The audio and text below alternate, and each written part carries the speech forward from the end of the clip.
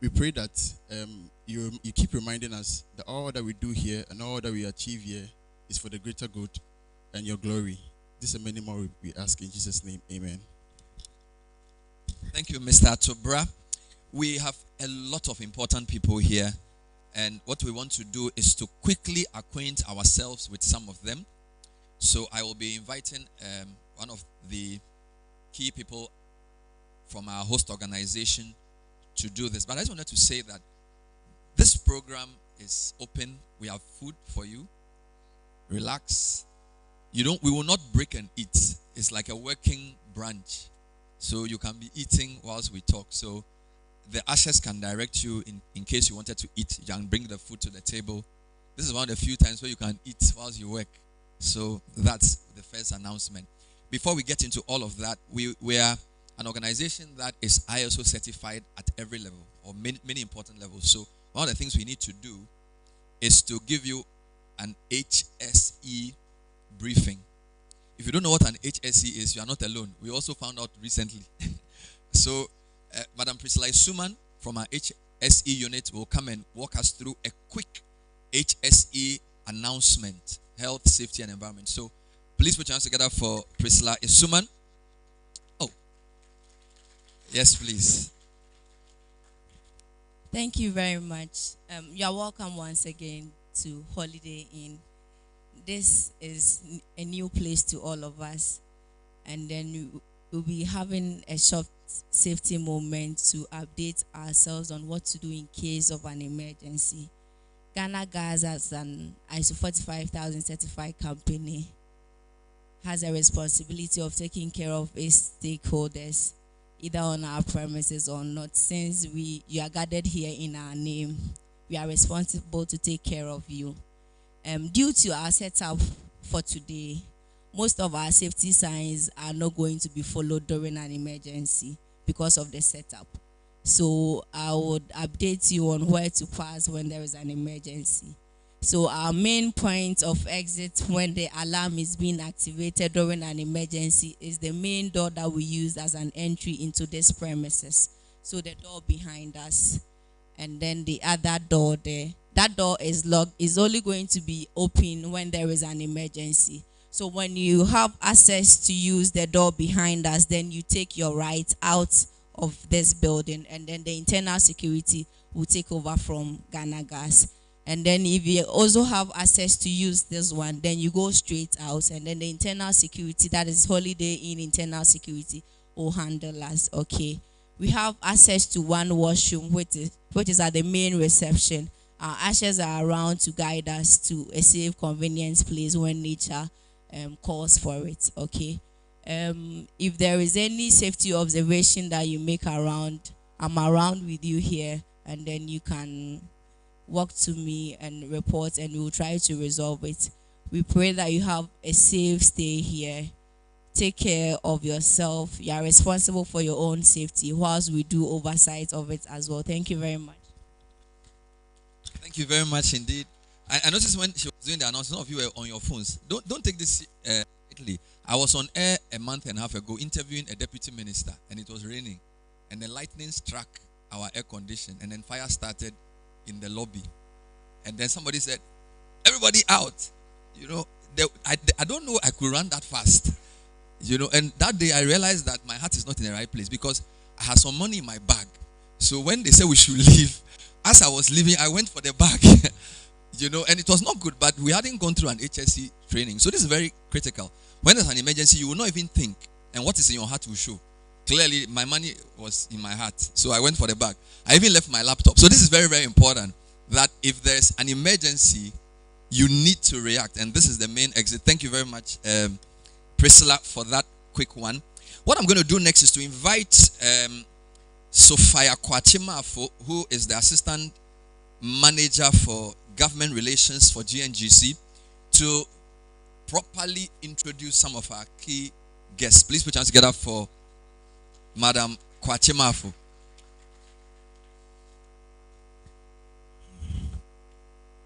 Good morning to everybody here. In our midst today, we have the Honorable Samuel Atta Achia, who is the chairman for the Parliamentary Select Committee on Mines and Energy in the House. Thank you. Also in our midst today, we have Nana Ansa Osu Abebiu, who is the board member for Ghana National Gas Company. We also have Madam Delphine Dobega, who is also a board member for Ghana Gas. We equally have our able Dr. Ben K.D. Asante, CEO for Ghana Gas, also in our midst. We also have Honorable Henry Kwabena Kokufu, who is the CEO, who is the Executive Director for Environmental Protection Agency with us. We are also privileged to have Madam Genevieve Saki, Managing Director from Ghana Cylinder Manufacturing Company, and her team are also with us here. We equally have Lawyer Kwame Jantua, who is the Chairman for Ghana Energy Awards with us in the house. We equally have Mr. Hamis Yusuf, who is a member of the Economic ESRP, and he's representing the Senior Policy Advisor at the Office of the Vice President, as well as a member of the Economic Management Team with us here. We equally have Mr. Patrick Kwame Ofori, who is the CEO of Ghana Chamber of Bulk Oil Distributors with us in the house as well. And I can equally see the Engineer Horace Hatto, who is with the Ministry of Energy with us here as well. We equally have Mr. Kweku Boateng, the Director for Local Content at the Petroleum Commission with us in the house as well. I cannot mention everyone's name, so I would want to acknowledge the agencies that we have here. So we equally have a representative from the State Interest and Governance Authority with us in the house. We equally have a representative from the Volta VRA in the house as well. Please forgive me. We equally have the board members of the Public Interest and Accountability Committee with us in the house as well. We equally have, I've seen Mr. Ben Boache from ASEP with us in the house as well. We equally have Mr. Duncan, who represents COPEC in the house as well. And I've also seen Engineer Henry Teno, who is with the Ghana Energy Awards as well. We equally have representatives from the Ministry of Public Enterprise with us in the house as well. We equally have representatives from the Ghana Revenue Authority, who are equally our stakeholders in the house with us as well. I also want to use this opportunity to acknowledge the general managers, senior managers at the Ghana National Gas Company, and all staff at Ghana Gas. Thank you. Thank you very much for welcoming us. And tell your neighbor, I'm also here. I'm also here. This is very important because, you know, a lot of times when discussions happen in the media and we're talking about whether it's energy or whatever, they say, oh, we didn't know how or when this was agreed. Now we've invited you here, so you are all part of the decision. So whatever we do going forward, you are part. So tell your neighbor you are part of the decision. Even if you don't talk, we don't care. Once you have come and you've written your name, you are part of the decision. So we welcome all of you, and this is going to be deliberative. We're going to have a discussion. Now, the media has been invited, but I am very sure that some of the rules around what we are doing will be spelled out clearly, so you don't feel nervous about how things will be reported. Please do follow what I'm saying. So there's going to be a presentation. We'll open the floor. This is to get feedback, to feed into some of the things we'll be doing. So feel free to talk. We are not here to, I'm not here as a journalist. I'm here doing galamsey. I'm of the right type. I'm not. So please feel free to speak up. This is very, very important to us. That's why we invited you. And we've served rice and stew very plenty, RSVP. So please tell your neighbor, feel free to talk. Feel free to talk. Very, very important. Now, we want to now get more context to what I've been trying to say. The Senior Manager for Government Relations is in the person of Mrs. Augustina Asari.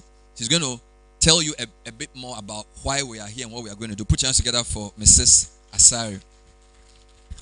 Thank you very much. Good morning. We are very grateful for your presence this morning. I have decided that whatever I have for you, I'm going to put in the form of a speech, so please allow me. I will start by honoring the honorable member Samuel Atachia, chairman of the Parliament Select Committee of Mines and Energy, the board of directors of Ghana Gas, the chief executive officer and management of Ghana Gas, chief executive officers, managing directors and executive secretaries of SOEs and civil society organizations gathered here. Our cherished stakeholders, distinguished ladies and gentlemen, good morning again. It is indeed an honor and a privilege to welcome you to this inaugural Stakeholders Roundtable discussion and to thank you for your participation. It is my hope that this meeting would achieve its overarching goal of raising in-depth conversations on current and emerging issues in the energy sector. Ladies and gentlemen, undoubtedly, natural gas plays a significant role in our clean energy future and has thus become a fuel of choice mainly because of its clean burning and cost-effective nature when compared to coal, for example. Currently, Ghana produces a considerable amount of gas used for power generation and industrial heating. However, opportunities still exist to further improve the use of gas for powering cars and trains, for the production of fertilizer, for example.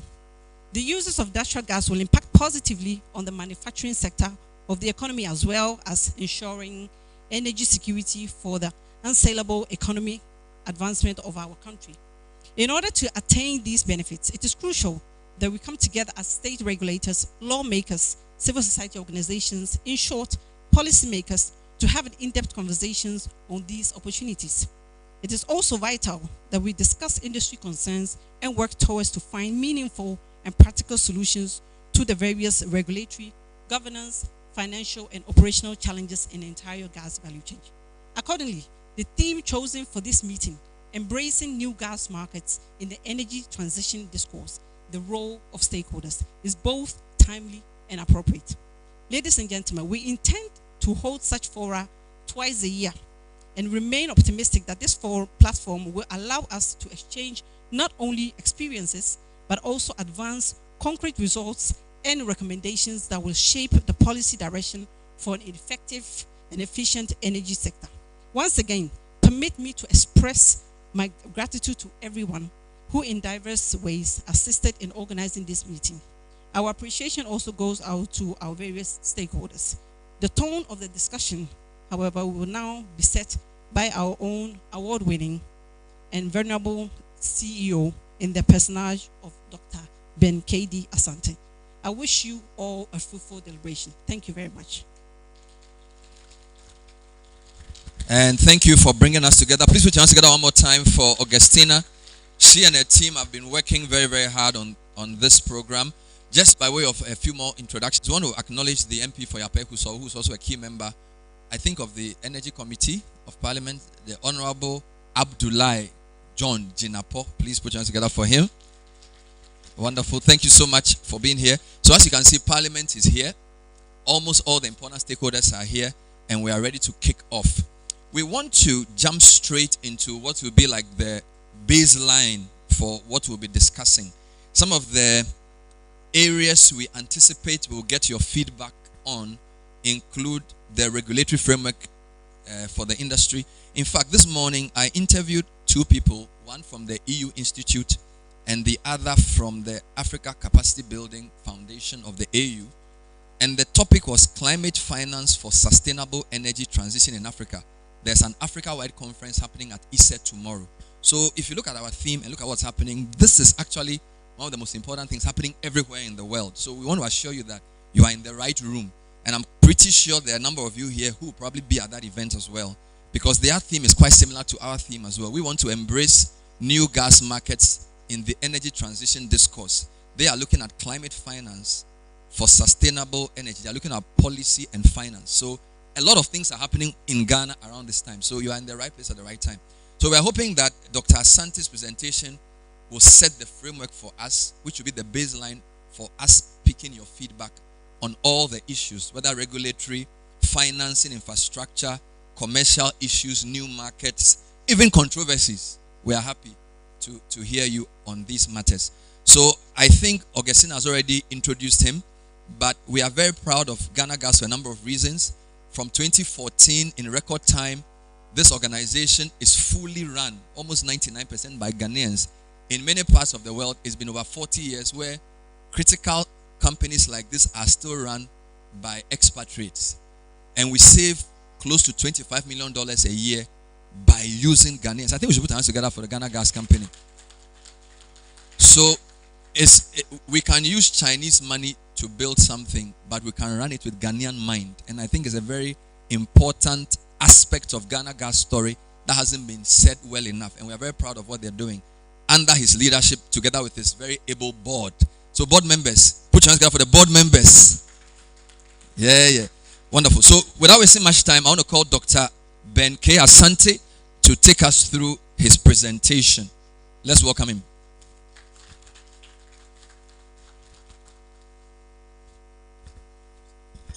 Thank you, Bernard.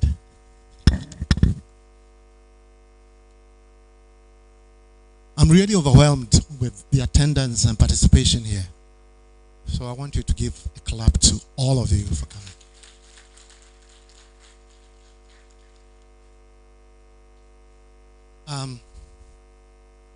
Honorable Chairman and Ranking of the Mines and Energy Committee of Parliament, the EPA head, my friend Dr. Henry Kokofu, board members, what can we do without you? Fellow heads of institutions, again, my friend Kwame Jantwa, we actually grew up together in the same neighborhood. We were chasing dogs and mangoes at that time in Asqua area. Ben, is Ben here, Boache? Ben, good to see you again. Oh, there is another good friend of mine. Duncan, good to see you. No, it's always good to see you. I'm going to miss some of the names, but all distinguished ladies and gentlemen here in gathered, and the able Ghana Gas staff, management, general managers, senior managers, I want to thank you all for coming. I think this is a discussion that is long overdue, and we're going to put it, situate it in the context first of the world, then we talk about Africa, and then we hone in on Ghana. What does it mean to be part of this energy transition discourse? And I think that's the, can I go back to the outline? Yes. So we're going to go through the transition, what it means, and the types of renewable and clean energy. I draw the distinction there. Natural gas in general, then as a transition fuel. Then we look at future markets. So we talk about the markets as they exist today, then look at future markets in Ghana, and then I'll give some concluding remarks. And I hope that will set the tone for discussion. Again, this is going to be very informal. It's not going to be too formal. We're just going to have discussion and probe the questions deeper into what energy transition would mean, given our status now as far as our energy situation is concerned, and looking into the future. So let's start, and I'm going to be moving around a bit. I'm not going to be... the first thing we want to understand is really what is transition. So we talk about energy transition. I want us to first define transition before we go into energy and the fossil fuels. So our definition, our operating definition for transition today will be, it's simply the change from one state or condition to another. That's really what transition is. I think those of you who are mathematicians will put it more succinctly and say that transition really will be the migration from one initial state. So you must identify that initial state, and migration from that to a final state. That is the desired state. But more importantly, with defined boundary conditions. So you're going from A to B, but it must be guided by some boundary conditions. And that is really what transition is all about. We can put it in the context of energy, where energy transition then will be the change from our current portfolio of energy sources, our current portfolio of energy sources. And I'm talking about not just the world, but Ghana, particularly in Africa, which is dominated by CO2 emitting fossil fuels. So fossil fuels really dominate our current energy portfolio, no doubt. Now we want to transition to cleaner forms of energy to be dominated by renewable sources of energy. So in the energy context, we're moving from fossil fuels dominated to renewables, which would dominate the cleaner fuels. Now, renewable may not be the only clean form of fuel. I should mention that. And what are the boundary conditions? The boundary conditions here will be a balance of environmental responsiveness and economic impact. So it's not, okay, let's just change everything into renewables. But what is the balance between environmental responsiveness and economic and social impact? And I think I want to say that in my presentation, you will see that this transition, I'm saying, should be graduated, and it should also be based on location, and fuel type. So the boundary conditions, then we're looking at what fuel type affects the transition period and how location also affects the transition period. Now, this is part of a presentation I actually gave, I think last year over in Cape Town, basically looking at the African context. And it just cannot be necessarily part of the global context here. So again, transition will be dependent on both the fuel type and also the location. I'll tell you why. Dependent on both the fuel type and also the location. I'll tell you why in a minute. Now, before we go further, I want to be clear on when we say fossil fuels, what we mean. Fossil fuels, the commercial types we know are the gas, which will be natural gas, liquid oil, you know it, and the solid coal. These are the family members. One obviously is gaseous, one is liquid, and one is solid. All right? And you can tell that even by their states of matter, you can tell the amount of carbon that each of them will have. Certainly, the gaseous one will have the smallest amount of carbon count, then the liquid, then the solid will have the highest carbon count. And this is important in terms of CO2 emission, and that is what has really brought us here in terms of the transition. So just note that these are the fossil fuel family members. Can we go on? Now, the energy transition also, we say, will be driven by a gradual decarbonization. So gradual decarbonization, we are actually trying to lower the carbon content in our emissions. And then also global depletion of fossil fuels. Now that's interesting. The latter one is quite natural, because these fossil fuels actually have a natural extinct life. So they will be depleted. And that, certainly in 50 years or so, I don't know how many of you will be here, but maybe just a few. But naturally, given the resources that we have globally, we estimate that these resources will be depleted in about 50 years. So that will be a natural extension of CO2 emissions based on fossil fuels.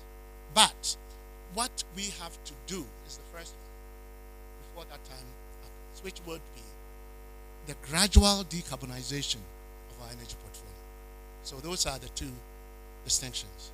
Now, you look at the Paris Accord, we're looking in 2019, we're saying that, okay, 50% of these, when we remove them, we will reach our target of reducing the climate temperature by about 1.5. But with the rate at which we are actually abusing, and I use that word advisedly, abusing the environment. Now, these have been upgraded to 95% reduction in coal. So coal is almost going to be extinct. Then 60% reduction in oil, and of course 45% in gas. All right, let's go on. No need to emphasize that these are the types of renewable energy and cleaner forms of energy sources: hydro, wind, solar, biomass, tidal wave, geothermal, very important, and then nuclear. Now, nuclear, we don't really look at it as a renewable energy, but it's certainly a cleaner form of energy. All right, let's go on. So these are the forms we want to. Now, I want us to spend some time on here as well. Here, Ghana. This is the power value chain for us. And the key holders, the key stakeholders are at the bottom. And I'll take you through this. So you want to generate power and distribute. And I'm honing in the first gate. And you see, we've got 4 gates. I call these gates of the chain. So these are gates of the value chain for power. So the fuel supply, when we're talking about thermal generation, and in thermal generation, we're looking at 2 sources currently of fuel: liquid fuel and gaseous fuel. Liquid fuel, typically light crude oil, heavy fuel oil, and diesel. And then for gaseous fuel, their source is natural gas. And yeah, we look at 3 sources now: the Atuabo, coming from the Jubilee and 10 fields, Sankofa, which is the ENI, and then N-gas, which would be gas coming from Nigeria, transported through the West African pipeline. These are the sources of gas and that we currently use for thermal generation. Now, that fuel goes into generation. And you see that I've put thermal there, okay? There's also nuclear to the side, but I'm honing in on the thermal. There are others as well, and you'll see soon. Hydro, of course, all these ones, and then renewable as well. So look at the generation gate. That is what we currently have, except, of course, for nuclear. All right? Then we go on to transmission. Once we have generated the power, Gridco is the one who transmits the power. And then, of course, they give it to ECG for distribution. Now, these people in the value chain all contribute to what Gridco sells, as ECG sells. So these are important contributors to the power that comes to your home and my home. I think there's always the perception that this is owned by ECG. No. ECG is just a stakeholder. They are just a part of the chain, the distribution end.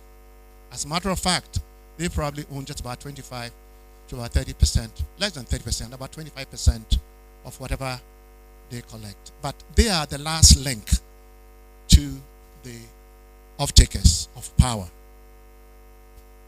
Now, you see that the stakeholders are at the bottom there. Those who supply the fuel, the IOCs, GNGC, Ghana Gas. Now, I draw the distinction between gas supply and gas delivery. The gas supply will be the one who actually provides the commodity, the gas. Now, delivery would be the one who adds value to the gas to bring it from the source to the market. That is delivery. And delivery actually connotes infrastructure installation. So you have to install infrastructure to bring that gas, oil, from the source to the market. So there's gas supply and gas delivery. Both we put in a big context as gas supply, but it actually has supply for the commodity and delivery for the infrastructure that takes that commodity. Hope that is clear. And then we go to generation, VRA and the IPPs. The IPPs have been in the news lately. I think, they actually generate the power together with VRA. Then it goes to Gridco, very quiet, and then ECG and Netco up in the north actually distribute. So this will be your value chain for the power.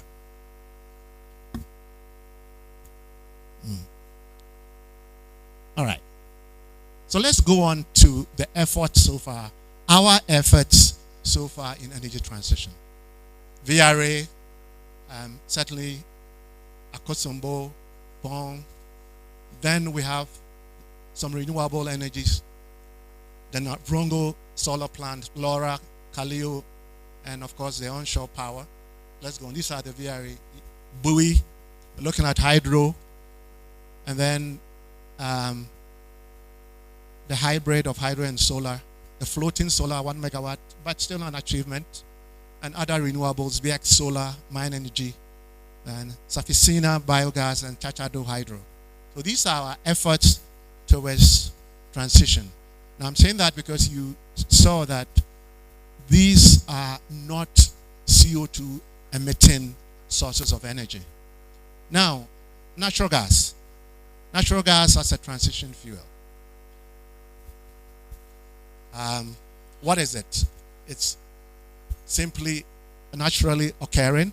It is a multi-component mixture, just like air. Air, of course, has got nitrogen, oxygen, and all that good stuff. Natural gas also is a multi-component mixture with methane as the predominant component of the hydrocarbons. There are also ethane, propane, and the butanes in its normal and isomeric form, so as pentanes. But we also have non-hydrocarbons in it, okay? CO2 and the likes, including CO2, hydrogen sulfide. But it's important to know that gas is odorless. If you go to the gas plant in Atuabo and you smell anything, it's because we have actually odorized it with mercaptans, so you can smell the mercaptans. And we do that deliberately because you cannot smell gas, you cannot see it, and it's actually non-toxic. If you breathe methane, you could have some respiratory problems though.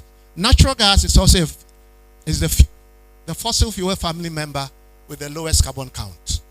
Typically, you can represent natural gas with just C1, whilst oil can be C8 to about C12.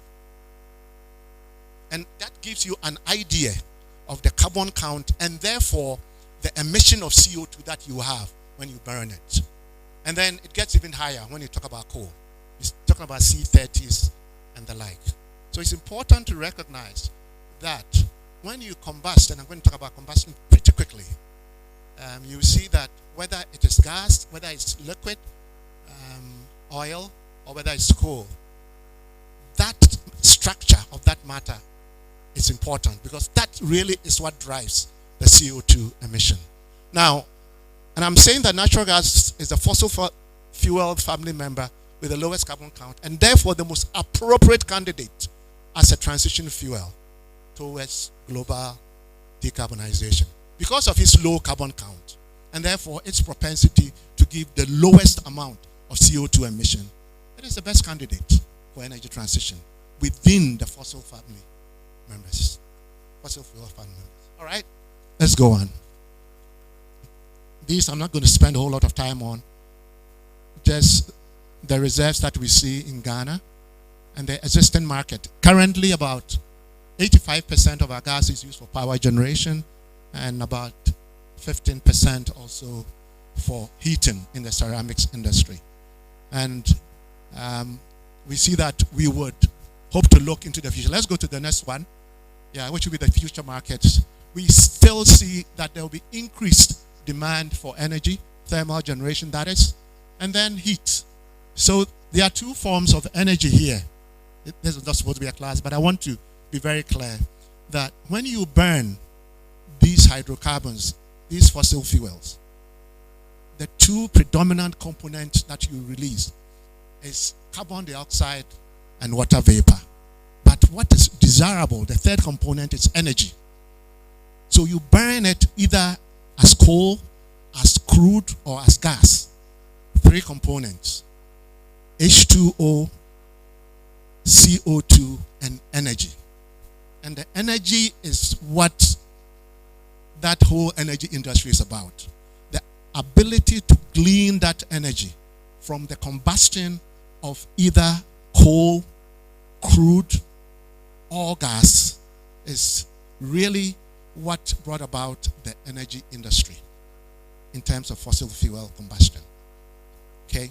Now, so power generation and then heating. There are 2 forms of energy.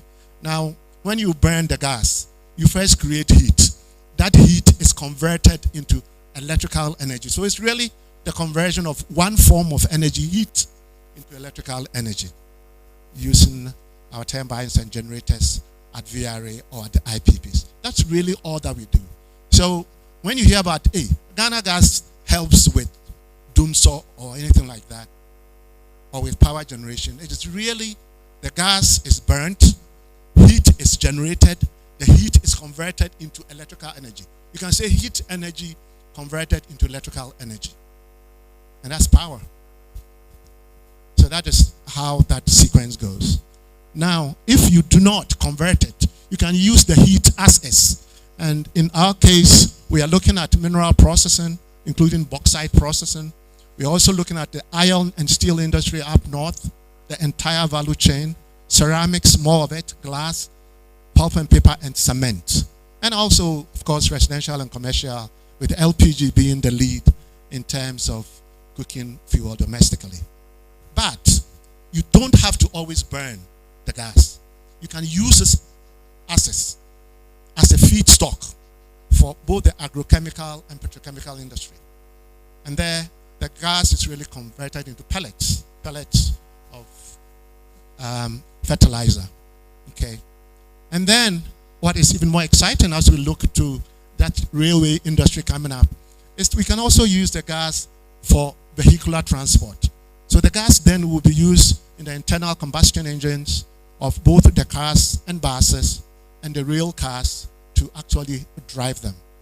So these are what we are looking to in terms of future markets, and certainly to be dependent on the availability of gas. Please, let's go on. Now, a little bit deep for those of you students here. When I say that transition needs to be driven by fuel type, I think I've skirted around it, but let me go really to the meat of it. What do I mean by that? What I mean essentially is that when we combust the hydrocarbons, gas, oil or crude, it produces this CO2 and water like I mentioned, and the appropriate heat of combustion. That is what is of interest to us, the heat that releases. I mentioned that as well. And it certainly depends on the fuel composition and also the stoichiometry. The stoichiometry essentially means that how much gas and oxygen do you need to produce a certain amount of CO2? And it's really underscored by the stoichiometric equation that you'll be looking at and the energy that will be released. That's all I meant by that. Coal, I've mentioned, is the most atmospherically offensive in terms of CO2 emission.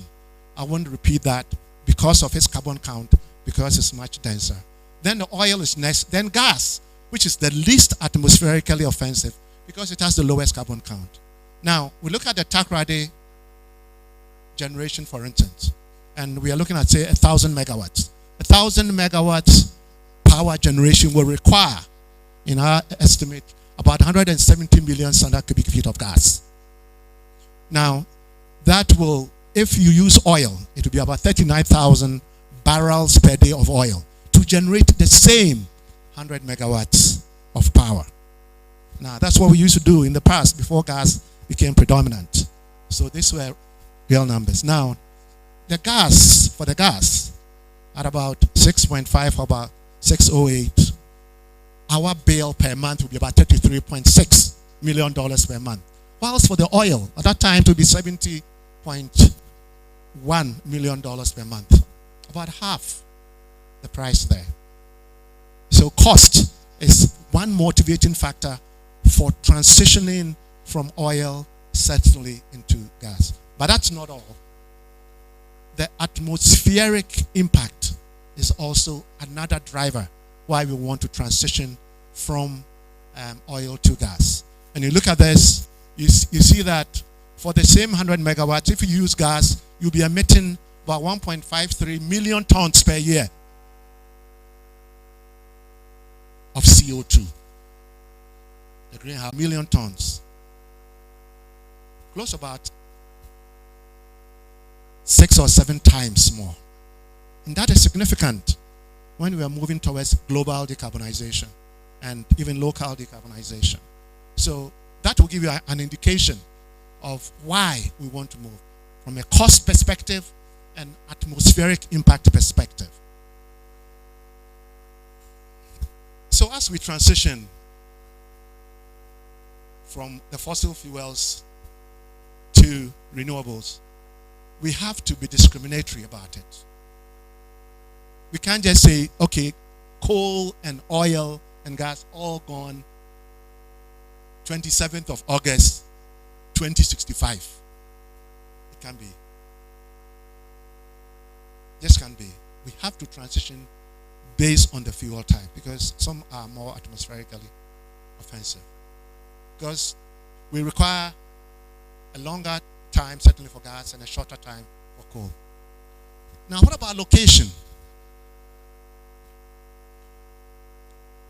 You know, historically, CO2 emissions, Africa and South America are the least offenders. We have the lowest carbon footprint. But the Americas and Europe and Asia more because of their population, are the worst offenders. Per capita, for instance, you will contribute just about 1 ton per year in Africa in terms of CO2 emission. But in Europe and Americas, 10 tons per year. 10 times. So the guy over in America or London, using all the gadgets that they have and playing, having things in their ears, their carbon footprint is about 10 times that of the person in Africa. So do we all transition at the same rate? The question I'm asking you, I'm not proffering an answer, but that is what we have to consider. What do we do then in Africa? We came late into the game of exploitation of our hydrocarbon resources. And yeah, some have argued that it may not seem fair to stop when the rest of the world is stopping. We came late in the game, so it may not seem fair. But trying to prolong your transition will be a good idea, but you have to recognize also the challenges that you're going to be facing. And they are very discernible in Africa. One is the fact that we don't really have that investment capital. We also don't have the intellectual capital. We have to admit it. Now, for investment capital, we have to look within the continent ourselves. I'm glad that Afrexim Bank is taking the lead along those lines. So we want to prolong the transition, and we need the requisite infrastructure. We need the requisite funding. We have to look within ourselves for that funding. Okay. The intellectual capital, we have to build it from here. And it's not spelled well there. But we need to make sure that our academic curricula are in sync with what our industrial needs are. So we will have people who would do the design of a gas plant, help with the construction, all here, and with the operations. The design, the construction, and the operations and maintenance. If we have to bring people from wherever to come and do this, why can't we acquire that intellectual capital ourselves and do it ourselves? There's no magic about that. All right? So Ghana Gas, yes, we decided to do operations and some maintenance ourselves. A big thing there. So, yes, we want to prolong our transition, but we have to be mindful of the challenges. that needs to be solved. Capital, both in terms of financial capital and in terms of intellectual capital. And then, where is the market? All right, let's go on. All too soon, we've come to the end. Bernard. So simply put, and to lay the foundation for our discussion, I just want to say or present these few things here, that energy transition should not just be about, okay, let's try and stop CO2 emission. There's got to be a balance between environmental responsiveness and economic impact. And it should also be graduated. It cannot be abrupt, some fixed date in time. When you go to COP26, COP27, is 50 years, 20 years. What is 50 years? Which date does it fall on? Is it from the time of the conference? So my submission is, it's got to be graduated, again, based on fuel type and also location. And the gas, natural gas that is, should be the transition fossil fuel of choice. And my reason is because of its low carbon count and consequently low carbon emission and cost, at least compared to the oil. Now, for Africa and Ghana for that matter, we need to look within ourselves for financing, for capital projects during the transition period, as well as build the requisite intellectual capital to manage the project. I want to thank you for your attention, and I hope that will lay the groundwork for our discussion. Just when the thing was getting exciting, then you stopped. I don't even understand. You know, the thing was, I don't know how about you, but it started getting interesting. You know, so maybe I'll ask you a few questions to elaborate, because, but keep the last slide there, because I was copying the notes. Then you took it away. So, environmental responsible economic impact, graduated and not abrupt, driven by fuel type and location. Gas should be transition fossil fuel of choice based on low carbon emission and cost. And Africa should look within itself. How many of you loved that presentation?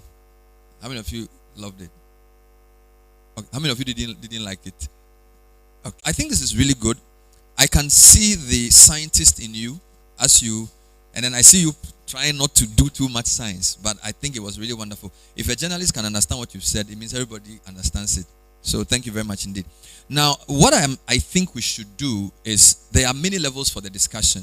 So you could, in one hand, say, let's grade the discussions, all right? Let's build our way up so that we'll take the final comments from, say, EPA, people on the parliamentary committee. So like, we, the ordinary guys, will start. That's one way of looking at it. You could also say, let's do energy, let's do environmental, let's do finance. You get me? So you can look at environmental or finance. There are many, many things you can look at. Let's look at policy, and then let's look at plans for infrastructure advancement. And so there are many ways of doing it. So I'm not really sure how to proceed, honestly. If I were, I would have told you.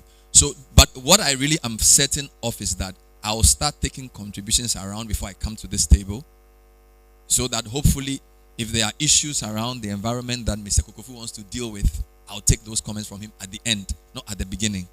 Please, I hope that makes sense. So I just want to open the floor to take general reactions to what has been said so far. And in doing so, I will mention institutions that we know are here. All right? And that will also help us to pull the comments. So, for example, we have the MPA. Can I see the MPA reps? Wonderful. It's good to have you. We have GNPC. Where's GNPC? It's a small roll call. GNPC, are you here? You've gone home. GNPC, you're at the back. Okay. Oh, give us. You're the only person from GNPC. Hey, thank you for coming. We definitely have an Energy Commission. Do you have anybody from Energy Commission here? Energy Commission. Thank you. Anybody from Petroleum Commission? Petroleum Commission is here. Energy Ministry proper. Energy Ministry itself is here. Wonderful. Okay, of course. Let's acknowledge the Deputy Minister. Forgive me. Honorable Andre Japan Mesa. Forgive me. He is the MP for Secunde. Secunde. Do we have any financing institutions here? Any bank? So African Development Bank, are you here? Stanbic Bank. Okay, so this is public sector so far. Do we have GCB? GCB not here. All right. It's just to get a sense of who is here. Wonderful. All right. Who wants to set the ball rolling with a question? Who wants to set the ball rolling with a question? So that or a comment. I think more like, what's your reaction? What I take from the presentation is very clear.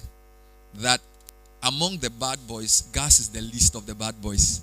All right, that's the first point. So the big bad devil is cool, followed by oil, and gas is not that bad. And gas is good for both cost and environment. That's the argument you're making. And you're saying transition will happen, but transition must be graduated. Transition must be sensible and logical. All right, so let me go to my friend, Mr. Jantua. He here wearing many hats. Are you still with CPP, by the way? No comments. Kwame Jantua, you have the floor. Thank you. Thank you. I call him KD. KD, I think your presentation was apt. However, for everything you do, for everything you bring up, there's a teacher that goes with it. We're talking energy transition. Where is the policy, the law, the regulation to do with gas? It's a good thing that the minister is here. It's a good thing that the committee is here. What are we doing where gas is concerning the law? Yes, I know we have the gas master plan. But that gas master plan, is that what we're going to take the policy out of? Is that what we're going to take the law out of? What is going to regulate this transition fuel that we talk about? I think that is key if we're going to go forward and be able to handle gas as a transition fuel. Thank you. Thank you very much. I don't want to make it a Q&A direct, so we will take note of your question. And then as we work around, if there's a reaction or a comment, we will take it. But he raised an important question about what policy is guiding what we do beyond the master plan, which laws will derive from those policies. So Kwame, thank you. That's a very big question. So people around the table, you can take note of this. Any more comments? Oh, you are straight? You want to answer straight? I wanted to wait small. I think it's too early for you to talk. Just relax. You know, sometimes when the big politicians talk it, let other people talk first. I'll give you the chance. So Ben, on that table, you did a paper around the Sharm el Sheikh thing on our gas infrastructure. In Africa in general, I think the conversation, if you listen to African leaders, you see a common, thread about what we need to do with this energy transition. And generally, my attitude has been that, today, there is no technology that says we should stop using gas and the world becomes sustainable. Oil and gas, and the world becomes sustainable. No. Renewable energy has been advancing, but it's not at that level where base load can be completely wiped out at a cost-effective manner. So obviously, oil and gas will still be relevant in our energy mix for some time to come. How long remains the debate? Because nobody can guarantee even how the next 10 years will look like for oil and gas. There are a lot of predictions. I was reading about China that set 2030 targets for their EV production and solar PV production. And they are 5 years ahead of the curve already for what targets they wanted to achieve. So they are very aggressive when it comes to EVs and renewable energy to be part of the technology evolution and the supply chain in that space. So that is how aggressive some countries are going.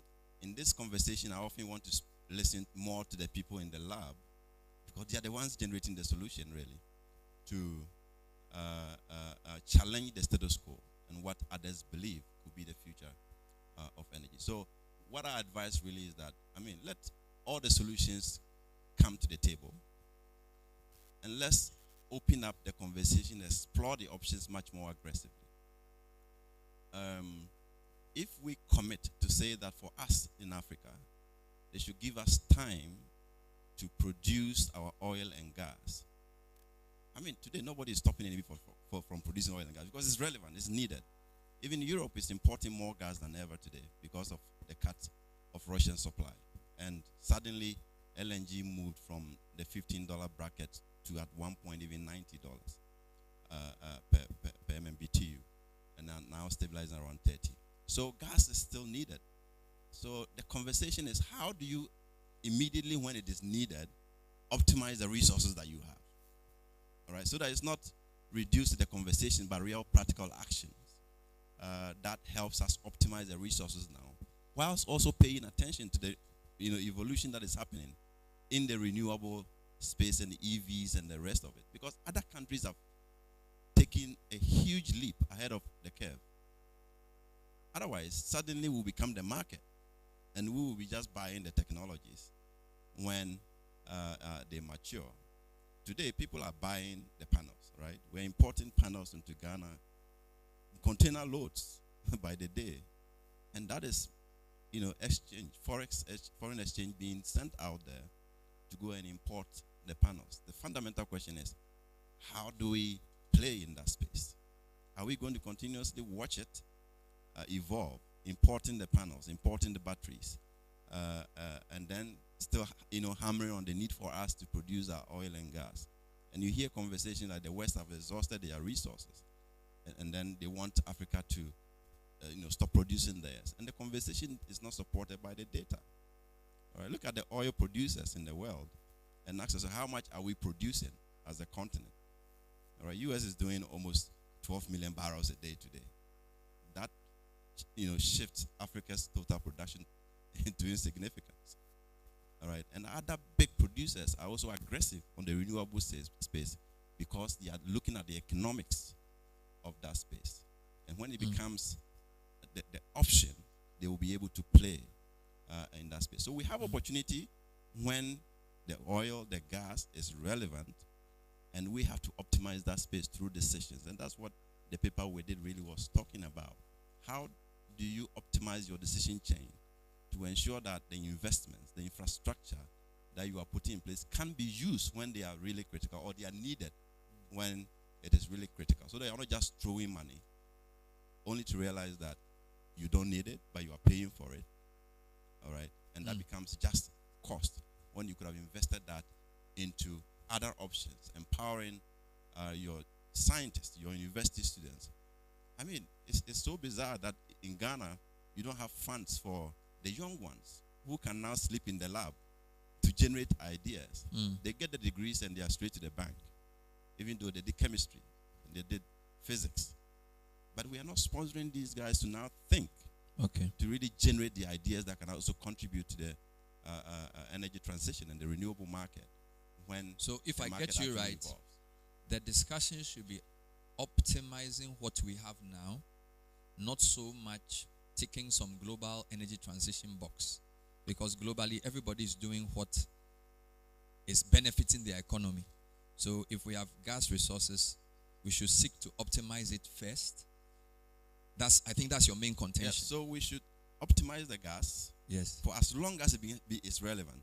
But let's not take our eye off what is happening on the renewable technology side of things. Wonderful. Because, the past decade, we've seen solar PV improve the efficiency from about 10% to now 26% in some cases. All right?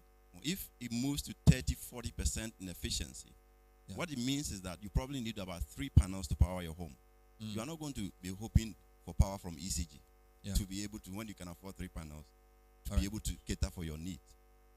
The same has happened with batteries technology. Getting more efficient, cheaper, and it keeps going.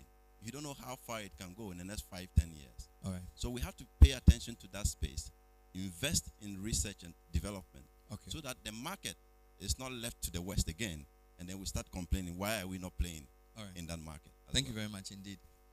I appreciate that. Sorry, I sort of made it long. I wanted to just get his view on this. We can make the comments shorter. I want to point out that in the presentation, Dr. Asante also gave us, in a sense, a clue to what needs to be done. He spoke about the need to look within for investment capital, which I think is a broad area we must talk about. The need to look at intellectual capital, some of which is what you've just addressed. And then the need to create markets, which necessitates the infrastructure. So he's already given us a sense of what is to be done. And I'll be happy to invite comments on that. So we could also say, how do we get the right investment capital? How do we get the right intellectual capital? And then how do we build infrastructure to harness efficiently what you're asking? So in the presentation, it's a lot of things. All right. So I think we can react to the presentation based on what hits us. Then we can address questions. There's a big question on the table that hasn't been addressed. What policy are we working with? And that question will be answered.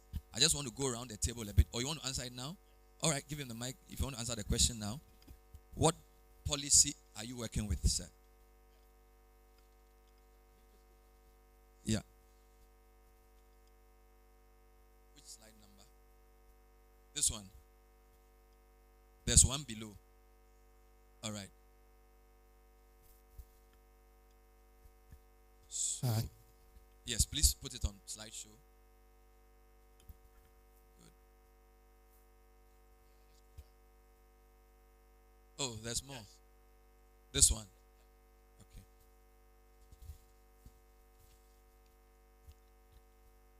Honorable Minister, I would just crave your indulgence to go and this is actually the framework that was spearheaded by the Ministry of Energy in terms of how we want to develop the gas industry. And it looks first at the master plan, which you alluded to. Now, the master plan in this case will have 4 key components, which will be the supply plan.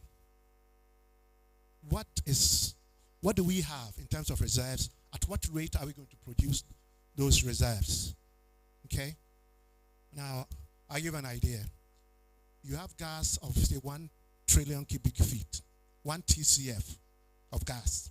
You can produce that gas at a rate of 140 million standard cubic feet per day for 20 years. So that will give you an idea of what your supply plan should look like if you have, say, 2 TCF or 3 TCF. Then the demand plan, which is driven by the utilization. What are you going to be using the gas for at the end in the market? Power generation, non-power application. You have to make sure that you have a plan, and each of the supply and demand plans, what we did at the Ministry of Energy, should be about 10 years to about 15 years. Certainly, the more you go into the years, the less accurate it will become. And then the infrastructure plan. So you have your supply at one end and your demand, your market at the other end. The infrastructure is what will link your supply to your market. So you need an infrastructure plan. Mostly, in the case of gas, it will be your gathering system, your processing, and your transmission system. So that's what we'll be looking at. Okay. Gas pricing forecast to really track the volatility of gas price as you go on. So that will be the key components of the master plan. But, Kwame, to your question, you don't stop there with just those 4 blocks. You also need the drivers or the enablers of those plans. Now, the enablers will include what institutional framework exists. For instance, you say, okay, which is the gas aggregator, for instance, in the country? So the institutional framework is also important. So we know who to go in terms of that. Then the regulatory framework, both technical and financial. Certainly, in our case, for technical regulation, we're looking at Petroleum Commission and Energy Commission, and then financial regulation, PRC, and whatnot. So the regulatory framework is also important. Again, these are the drivers of your key plans upstairs. Then you go to your private sector participation. For the sustainability of the industry, you need to have some private sector participation also in the industry. And then local content provision. Thankfully, we have LI 2204, and then capacity building and community relations.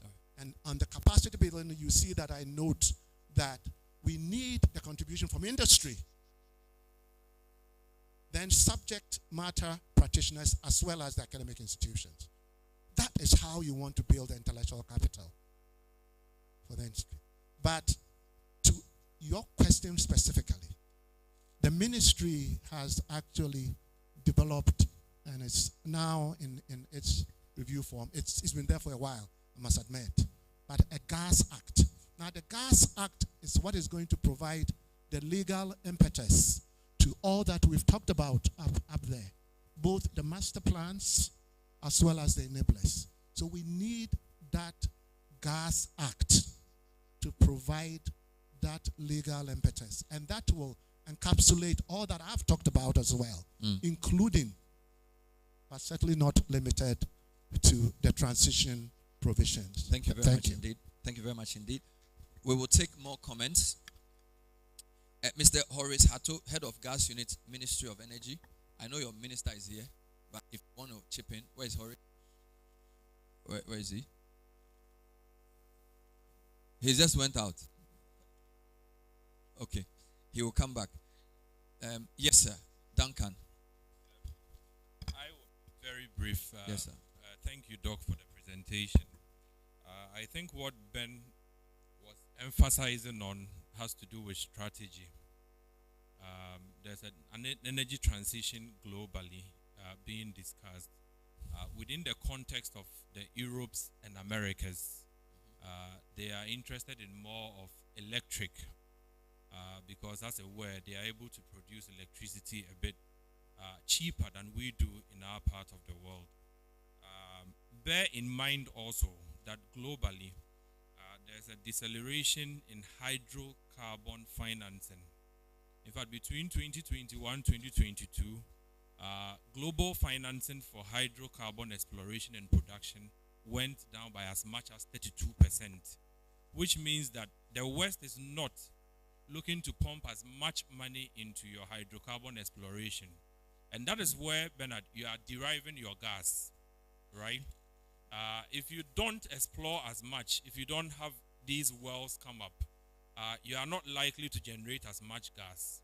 Now, what strategy do we, in our part of the world, Ghana and for that matter, Africa, have in place to ensure that we sustain investment in hydrocarbons if we want to see gas, for 20 years, 50 years? If the West decide that they are tired of investing in hydrocarbons, we have the resource buried underground. What strategy do we have as a country? Aside you hearing GNGC probably sponsoring Ghana Black Stars, you don't really see how much we put into reinvestment in our hydrocarbons. Yeah. Bernard, secondly, transition for us in Africa and for that matter Ghana should also have a strategy. Bernard, the West, as I indicated, will go for EVs. Of course, they can produce electricity. It is sustainable for them. It is a bit cheaper. It is reliable. Our electricity generation here is fraught with all kinds of issues. What you have, by way of renewables, that you have a competitive advantage, is solar. We are signing automotive agreements with these giant, car manufacturers without anything on the table that says, look, we have probably gas, so we would need you to advance your investment as far as automobiles you produce for Africa, to use more gas than probably to use the hydrocarbons or the EV electricity, because we may not be able to charge. I have one EV. To charge that car is a problem now for me. Meanwhile, if I had a solar panel roof, I'm sure I could drive and the vehicle would be self-charging. That would be a competitive advantage. Our ministries of trade and the parliamentary select committees on trade and other sectors are signing automotive agreements for them to come and produce the same fossilized engines that we say we are phasing out.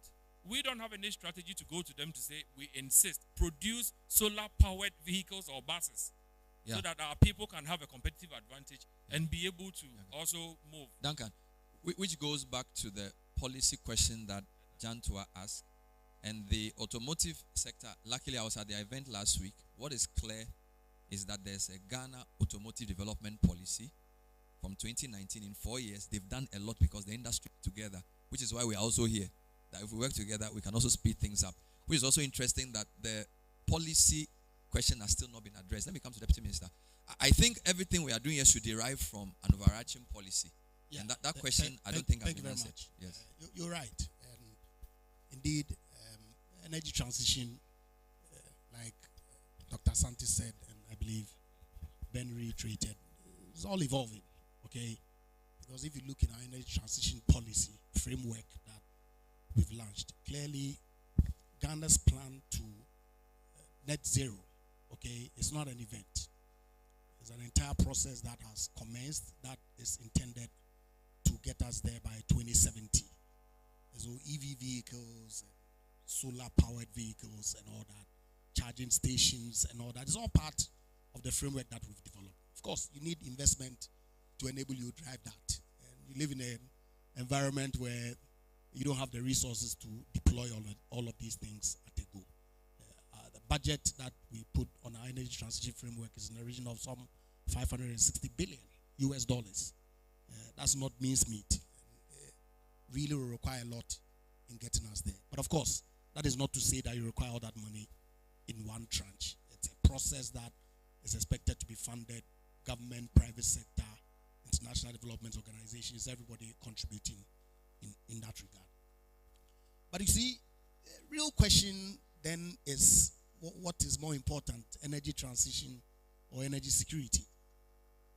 Because I've been at various international forums where African governments take the view that we do not even have the energy to begin the transition in the first place. Recall that only last year when Russia struck, people started turning their coal plants on. So the question of energy transition was relegated to the background, and people then began to focus on energy security. And so in the conversation, we need to avert our minds to the need for us to energize our economy first. Yes, there are technologies that we can leverage on now that will make our transition journey shorter. We don't have to reinvent the wheel, go through the same process that the Europeans and Americans and Asians are going through. But obviously, that should always inform our thinking going forward. Thank you. So should I take it? Thank you. Should I take it that government's thinking is tilted towards balancing energy security and transition? In fact, that the transition is within security. Absolutely. So we are more, security is our number one. Precisely. Transition is within that. Precisely. Yes. Yeah, you see, we are balancing demand and supply. We are balancing question and answer. So that we can all be helped. Because I think that the question he asks about policy has to be addressed before we can proceed. And it's important for him to tell us, because this presentation was based on transition.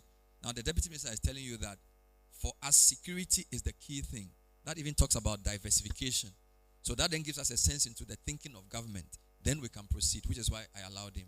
So, Lawyer Janto, I don't want to sort of hog the discussion around the civil society table.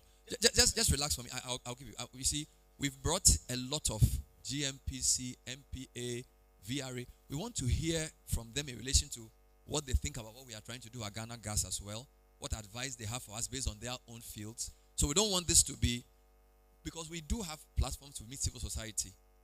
And I'm not saying I won't take your comment, but otherwise the program will become civil society question, politician answer. That's not why we came here. Do you follow what I'm saying? We have a lot of people from agencies who have things to say, but because of the way I'm doing it, they may not be able to say. So please just bear with me. I'll come to you. I want to go to some other government agencies because they've seen transitions within their own field. Many years ago, it was only VRA, Akusombo. Then you brought in the fossil fuels, Tico and all those guys. 30 years ago, they were not even in business, right? So VRA can tell you something about the level of transition. So please, let's open up and speak so that we will get your wisdom. That's why we invited you here. Otherwise, the lunch won't give it to you. Yes, sir. Okay, my name is Mark from Petroleum Commission. I want to ask a question with regards to the sustainability of the gas supply. Yeah. We have a lot of field that the field life is around 2036 and maximum 2040. So beyond 2036 and 2040, where are we going to get our gas resources from? That is a question that we need to probably answer. Are we looking at LNG importation to sustain the industry? And then the second question is, the gas that we are looking at, these potential resources are not NAG. Most of them are with the oil. So you can't get a chunk of the gas that you are looking for without investment in the oil. So we need to put that in context and see how, and we're having challenge with investment. And these investors will come primarily because of the oil. And we need their finances to harness the oil resources. And through that, we can create more certainty to receive those gases that we are looking for, so that we don't flare them. And we market those gas resources. So probably, I want us to put in that context. Yeah. Very, very important question, which goes back to what Duncan even said about exploration. So in your supply plan that you did, are you looking at the resources available for exploration, or is it the finance that is going to do the exploration? Do we even have a mapping of our gas reserves in terms of how long it will last? These are some of the questions. And he's from the regulator, the Petroleum Commission. So he wants you to think about those issues. I'll let you address it later. Just take note of it. Thank you so much, Mark, for raising that point. Can we take any more comments? GNPC, you are here. Where's GNPC? Please give him the mic, introduce himself. We want to hear from you, because you are in a lot of things. GNPC is involved in a lot. Hello, good afternoon. And my name is Samata, GNPC, head of gas business. So for GNPC, in terms of the energy transition, we see gas as the next frontier in taking us where we want to get to, as have already been emphasized by Dr. Asante. So we have one of our main thrusts at replacing and improving our reserve ratio. So that's what we are looking at doing with the Voltairean Basin. The Voltairean Basin has a lot of gas resources. We can't hear you well. So the Voltairean Basin that GNPC is of the GNPC. All right. What about the head of the gas unit at the ministry? Are you back? Horace. Yes. I wanted to hear from you. They are focusing on Voltairean Basin. What are your thoughts around what we've heard so far, sir? Okay. Thank you very much, Bernard. So, sorry for getting outside. I received a call from the office to attend to something, so which is equally important. So I've been listening to the conversation, and I paid particular attention to Dr. Santi's presentation. Yes, so the Deputy Minister said we have the energy transition framework, which was by the President.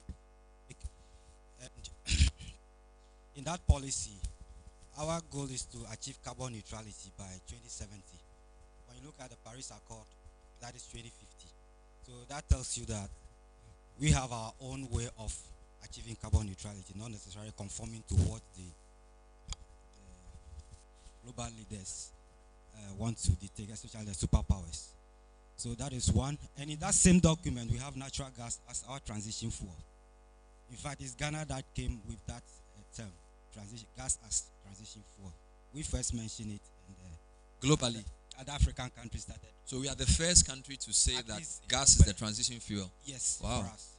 Then Nigeria came to say they have declared a decade of gas. So that tells you that we recognize the value of natural gas in our energy mix in the future. Somebody asks about we investing in oil if we want to get more gas. That is true, right? But then when you look at pollution from oil, it's twofold. We have one that comes from utilizing the oil in transportation, then one that comes from flaring. The problem that using natural gas is coming to solve with regards to the pollution from oil is the fact that we are going to curtail flaring. Once we adopt technologies to sort of limit the carbon pollution that comes from the oil exploration or production itself by sequestration or using the carbon that comes for enhanced oil recovery. So those are all the things that we are trying to look at, and they are in our transition framework which was launched by the president. Yes. Wonderful. So this transition framework, is it a public document? Yes, it is. It's been published. I see. Another thing we are doing to boost utilization of natural gas is to develop a distribution network for not just power use but industrial purposes. So we are doing a feasibility. We've just completed a feasibility study. We are going to do a front engineering design for the pipeline network so that we can extend the gas to. Carbon mentioned a number of applications beyond oil and gas, including mineral processing, industrial application, and petrochemical industry. And as Mark said, looking at the existing reserves and the current production, the flow rate, the field life of our gas reserve is quite short.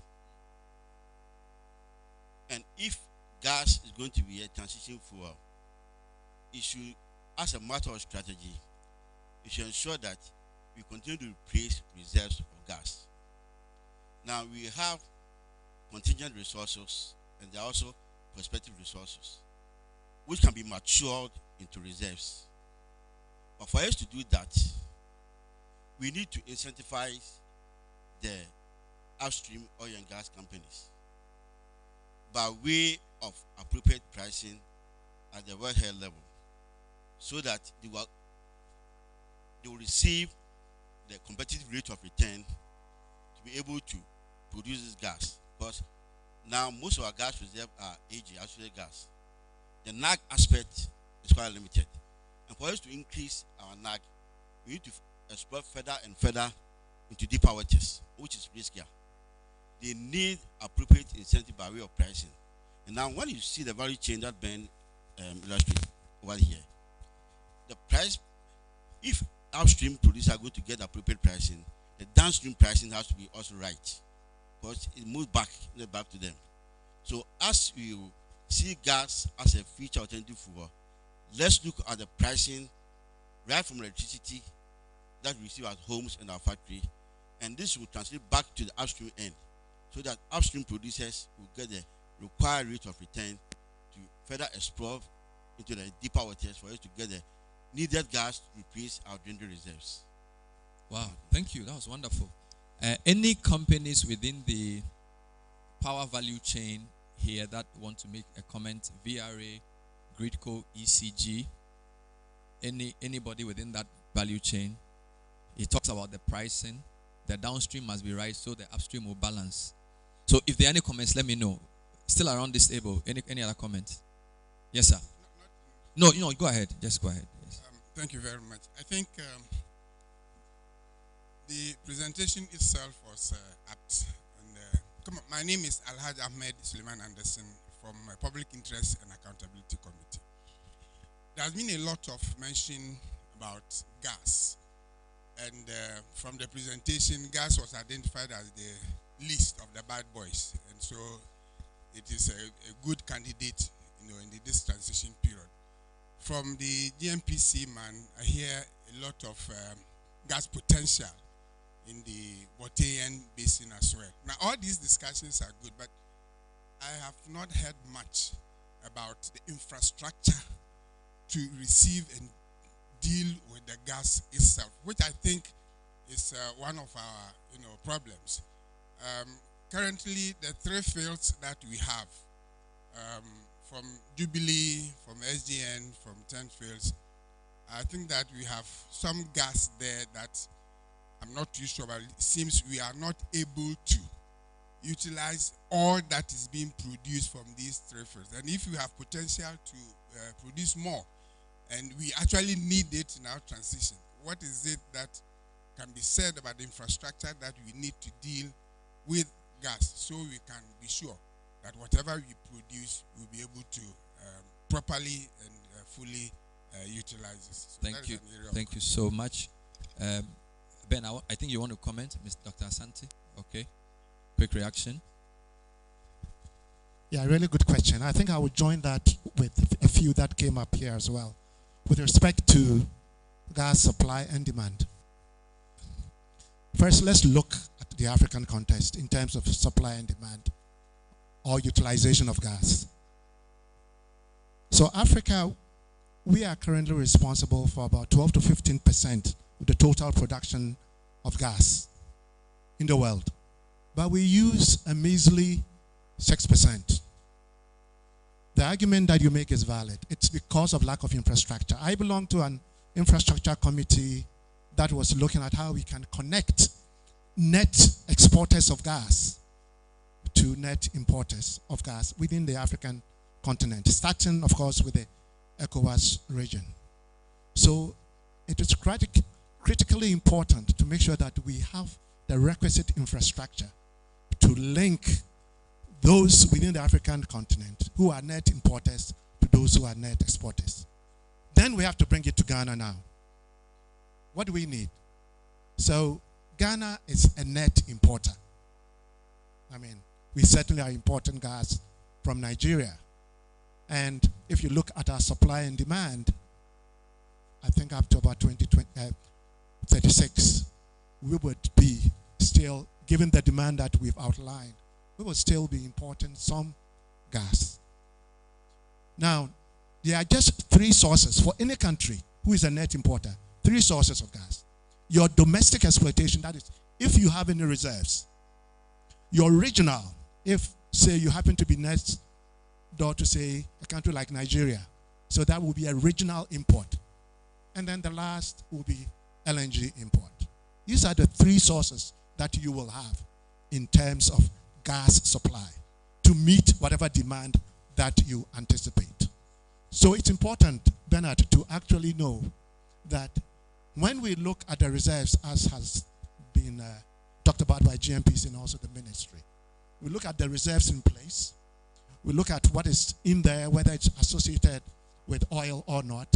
And I keep telling people, very soon, we'll not be talking about oil and gas. We'll be talking about gas and oil as gas becomes a transition fuel.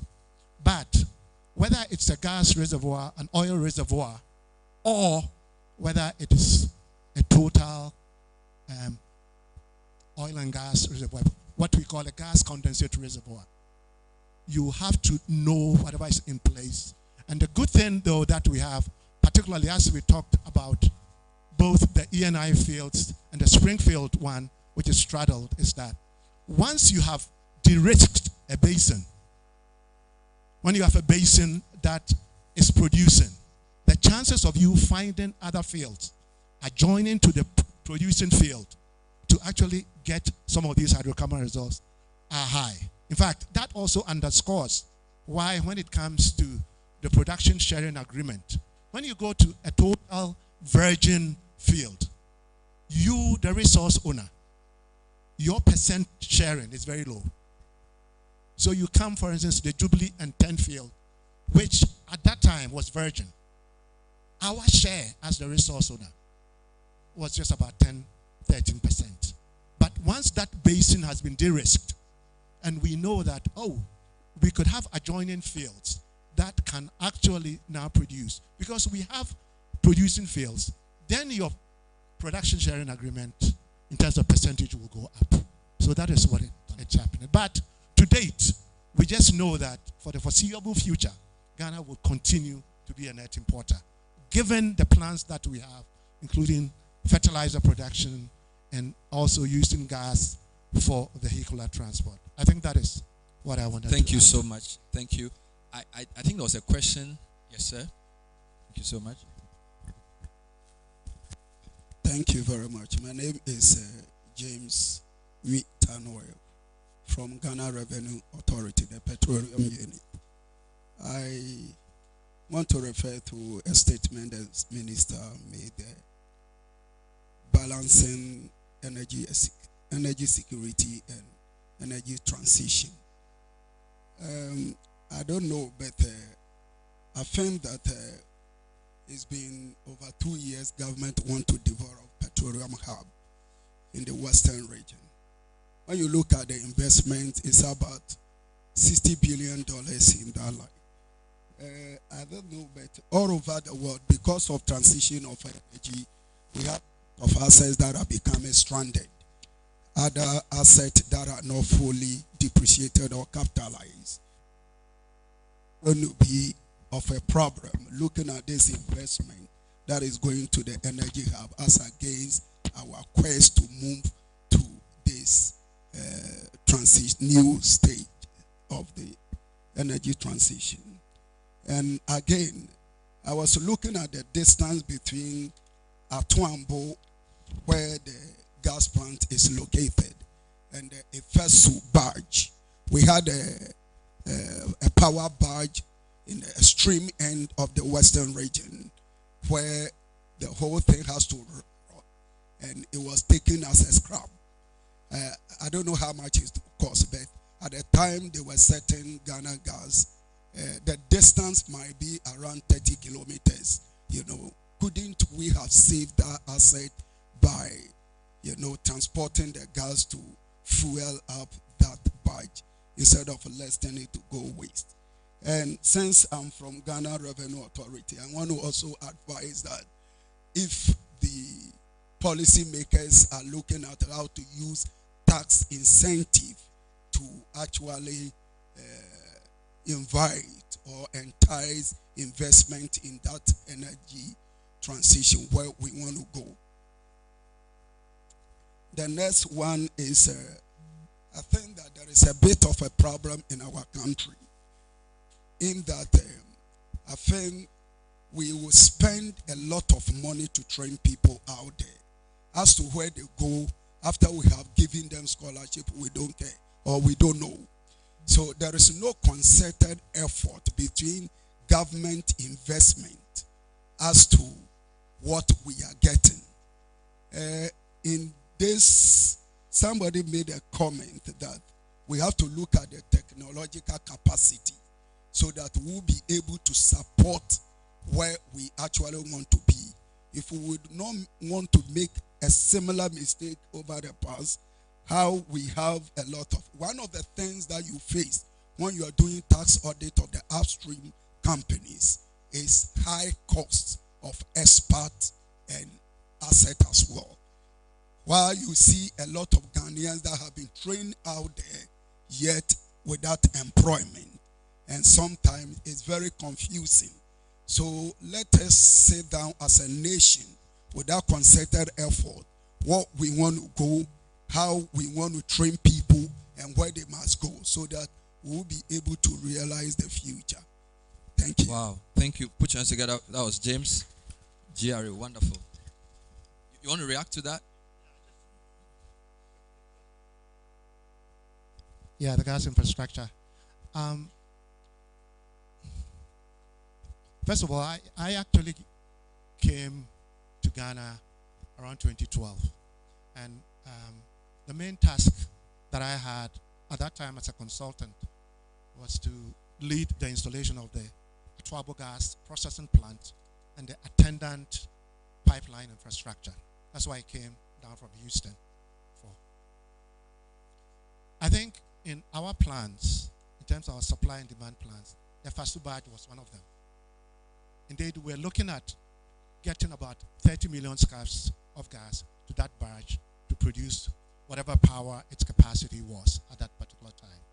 But it was clear to us that the barge was not ready. They had some technical issues. Now, I don't know whether that could have been fixed in a good time. And there were also some legal issues attendant to it. So it was not free there to actually receive gas, both from a technical and a legal standpoint. Okay. But if you would permit, just to address this second question about intellectual capital. When I came back in 2012, one thing was very clear to me when we were trying to put or install this plant. In terms of the project management elements that will help install this plant. First, in terms of course, financing, EPC capacity, land acquisition, and even permits acquisition. In Canada and indeed in the US, these were the increasing elements in terms of their severity. So financing was not an issue. EPC capacity in the US and Canada was not an issue at all. That intellectual capital was there. Land acquisition, though, was a big problem. You talk about the Indian resettlements, the Lubicon Indians around the Mojave Desert. Getting land there to construct a pipeline was very difficult. Then permits. You have all sort of environmental units come up against you. So those were the project elements that you were facing in the US and Canada. Now you come to Ghana. When I came to Ghana, they were the same, except the order of severity were reversed. Permits were not that difficult. Mentioned to the EPA boss, that is not, it is easy to get them. But permits, not that difficult. Land acquisition, not as difficult as well. But we've all realized that EPC capacity, the intellectual capacity to execute EPC projects, absent. And financing, even rare. So you find that for the same project elements, when it comes to our developing world, the severity or the importance is actually reversed compared to what we see in the first world. What do? We have to attack those two. And I made a point over here that we have to look within ourselves, first within Africa and within Ghana for the financing. It wouldn't be difficult. I mean, it won't be easy, but we have to. And I mentioned the point of Afrexim Bank trying to take the lead in terms of financing these energy infrastructure, which, yeah, you rightly said, Duncan. I was at IFC some month ago in February, and it was clear that they were trying to decelerate on financing these hydrocarbon projects. So we have to look within ourselves as Africans to find Thank you very much. those resources. Thanks. Because of time, I'll ask for a final round of comments, and then I'll come to the table, take EPA DG, take chairman of committee, and then close with the minister. So I want to look around the room to see if there are any questions. We haven't heard anything from ECG, VRA, Gridco. Any other parastatal that is here that you want to make a comment? Let me just move through this side. No comment. No comment. Okay. Any comment around this table? Civil society table. Any pressing comments? Yes. Kwame, you set us off, so you will close us from that side.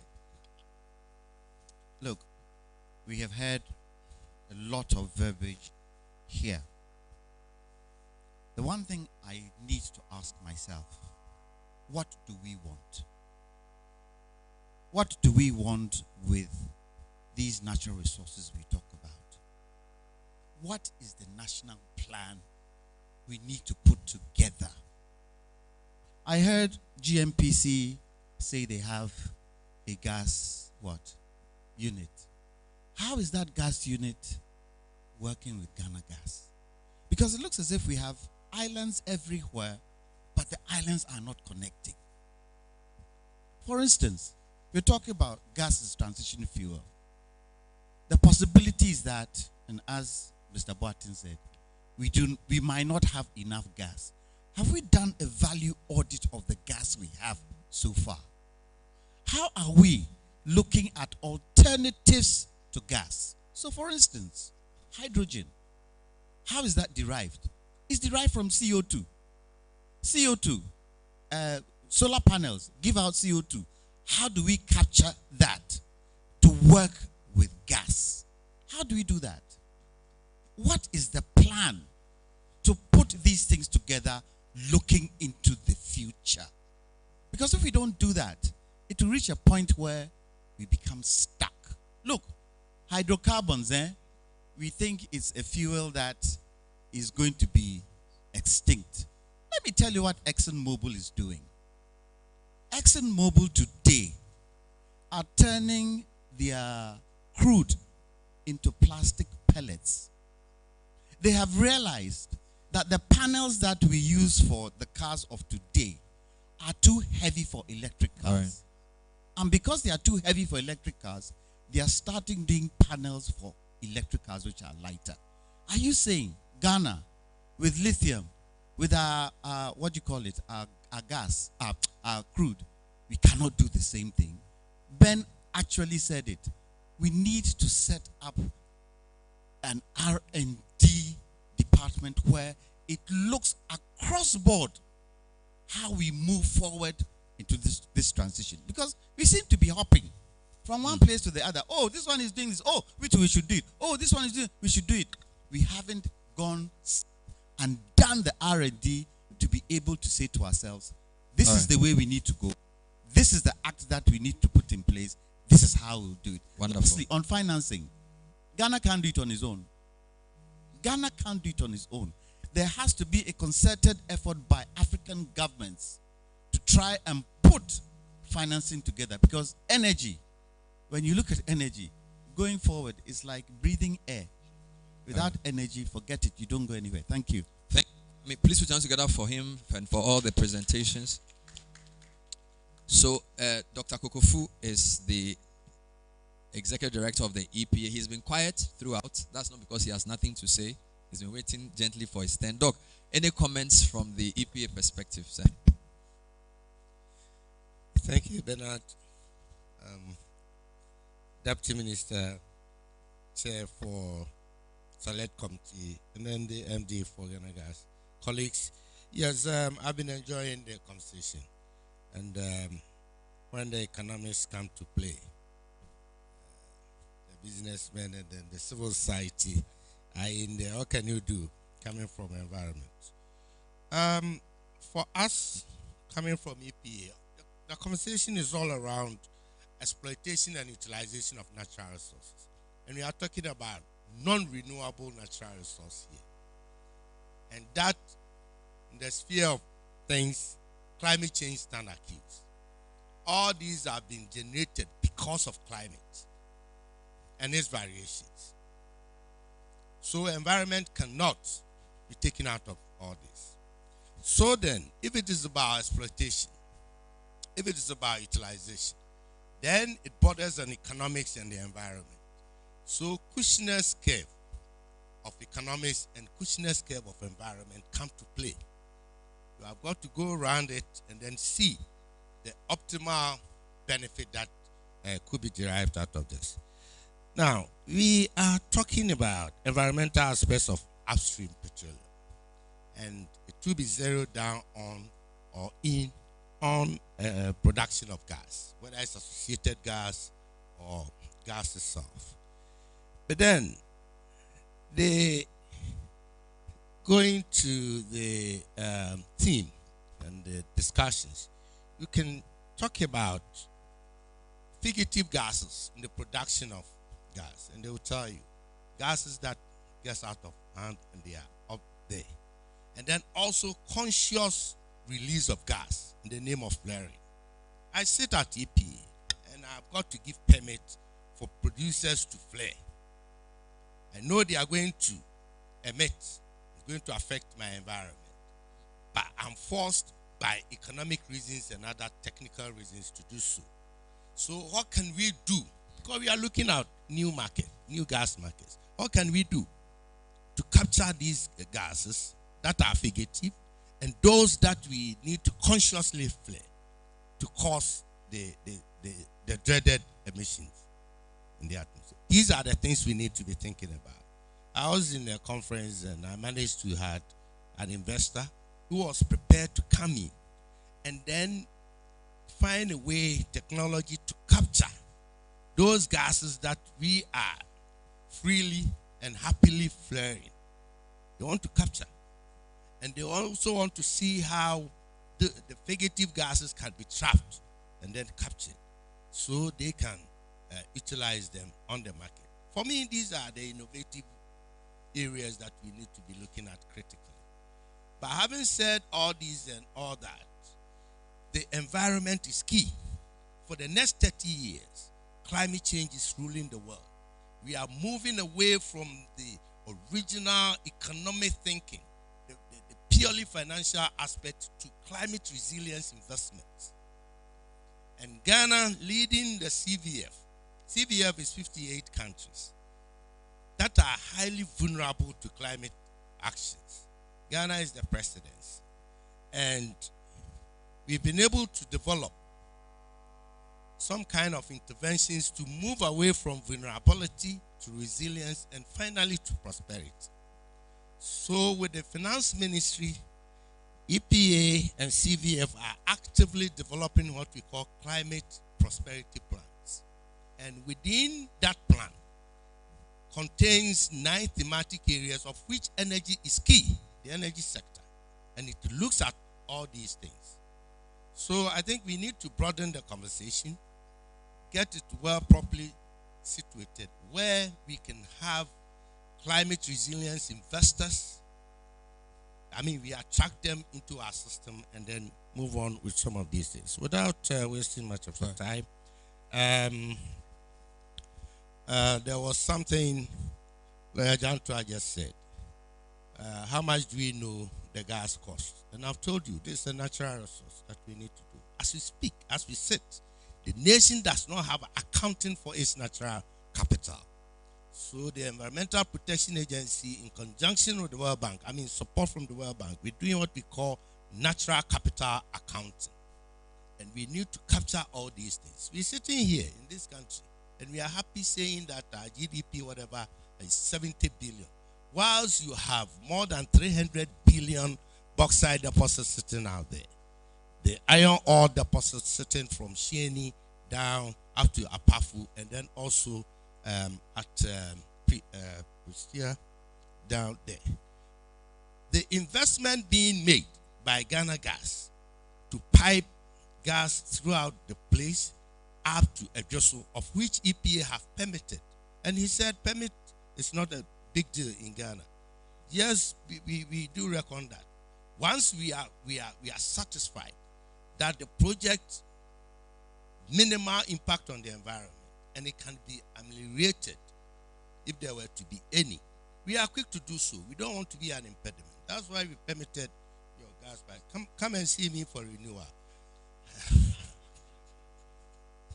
And so at EPA, we are ready and prepared to partner with the energy sector, inviting the private sector. We need to leverage on private capital. They are holding the money. And then civil society also prompting that whatever we need to do in order to ensure climate resilience, we are prepared and ready to do. Thank you very much. Please put your hands together for Dr. Kokofu. Thank you so much. Particularly on the natural capital accounting, it's a new area, and we congratulate the EPA for working with the World Bank on that. It's a really different way of conceptualizing our resources, and the EPA team, some of your guys were just amazing at the event. You have some of your guys who led that work, very fantastic guys indeed. So thank you for those thoughts as well. Let's come to the MP for Ebuakwa South, who's the chairman of the parliamentary committee. Thank you, sir.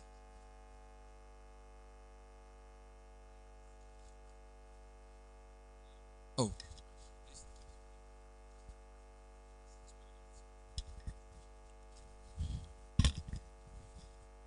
Well, I've been enriched by this engagement. And Dr. Asante, I love your kindergarten approach. It sits well with my thinking that it takes a colossal mind to make an analysis of the obvious. Anytime you are talking and you are confusing people, so far as I'm concerned, you are confused yourself. So I'm very, very excited about your erudition and scholarship. My sense of what I'm saying, I'm a lawyer. I don't have a strong understanding about energy issues. But anytime I engage people as a chairman of the energy committee, one question comes to mind, that do we understand the full implications of paying attention to energy? Do we as a nation truly understand we paying full attention to energy? Because I've come to some conclusion that if we should ever pay attention to energy, the whole economy will turn around. That's my sense of it. The whole economy will turn around. I am of the humble view that, in fact, if we had paid about 30% attention to the energy sector, I wouldn't have gone to the IMF. Because what the energy sector portends for this country and our future, we are playing with it. It's a pathetic footnote of a page. And until such a time that we invest where it matters the most, so that the returns in that area will go to solve the hydra problems of other sectors of the economy, it's a monumental joke. That's how I see some of these challenges. For example, we believe that cocoa is so important. Now, over the years, we pay some attention to cocoa. What is the net effect of cocoa on the entire economy? So, I am seriously, worried about the fact that where it matters the most is being given a shabby treatment. That's my sense of this whole thing. And we should look at energy and invest properly in energy, all these transition matters. And guess what? What matters the most will give us the best dividend. And we use the dividend to solve some of the problems in other sectors of the economy. If not, it's going to be a major problem for this country. That's all I have to say. Thank you very much, sir.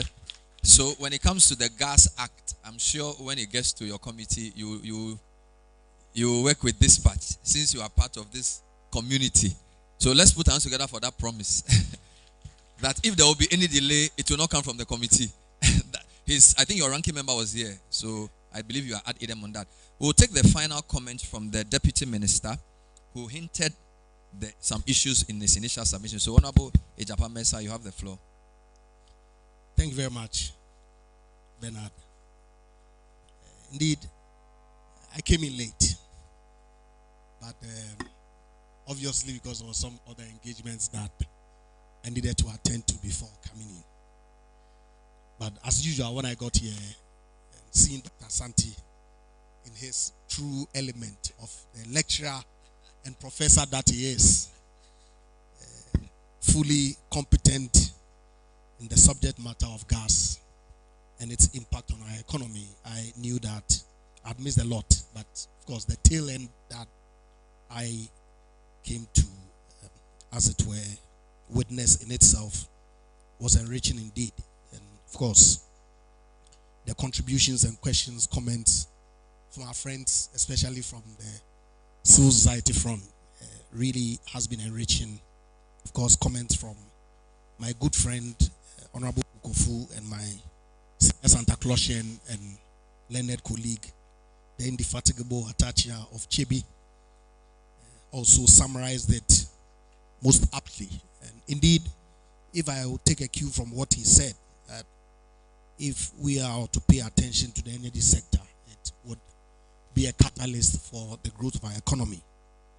That cannot be further from the truth. And if we are to achieve that, what it then means is that we all have to work together. We in government, my colleagues in parliament, civil society, all have to work together to ensure that the requisite investment and attention that is required for our energy sector is provided. It is not a very cheap enterprise, extremely expensive.